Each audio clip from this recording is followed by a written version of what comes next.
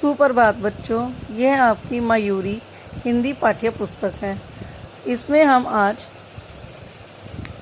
एक चित्र कथा को अपने शब्दों में पढ़ेंगे।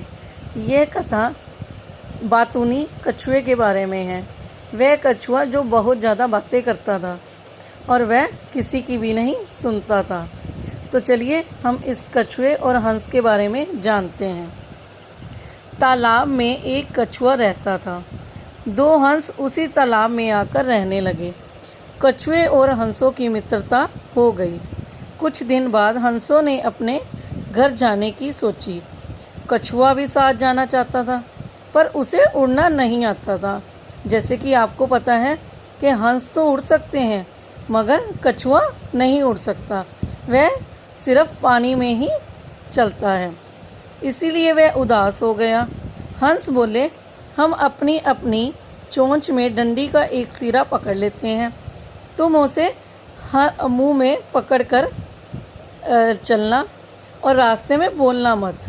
हंस ने पहले ही कछुए को समझा दिया था कि अगर तुम हमारे साथ चलते हो, उस डंडी को तुम मुंह में डाल लेना और बोलना मत। इसी तरह से हंसों के दोनों जोड़े ने अपने मुंह में डंडी को फंसाकर उड़ने लगे। रास्ते में कुछ बच्चों ने उन्हें देखा। जैसे ही बच्चों ने देखा, वे ज़ोर ज़ोर से बोलने लगे, कछुआ उड़ रहा है, कछुआ उड़ रहा है। कछुआ जो कि बातूनी था, उससे रहा नहीं गया। उसने सोचा क्यों ना मैं इन बच्चों का जवाब दूं, क्योंकि उसने हंस की बात को समझा नहीं। कछुआ बोलना चाहता था, मैं नहीं, हंस उड़ रहे हैं। जैसे ही कछुए ने मुंह खोला और कछुआ नीचे आ गिरा। इस कहानी से हमें यह शिक्षा मिलती है, अधिक बोलना और बड़ों की बात को ना मानना हमेशा दुखदायी होता है। क्यों होता है? क्योंकि जब हमारे बड़े कुछ भी आपको कहते हैं तो वो हमारे भले के लिए कहते हैं, मगर जब हम उनकी बातों को ना मानते हैं तो उससे क्या हमें हानि हो सकती है, नुकसान हो सकता है।